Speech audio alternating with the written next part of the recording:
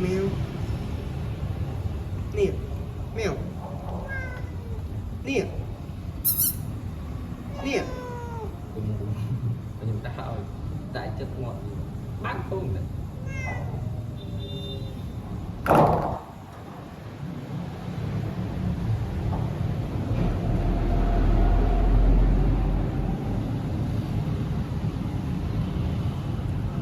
tại đây hả muối gì muối mông mông đấy bắt đầu bịch bịch bịch bịch là thì mời break muối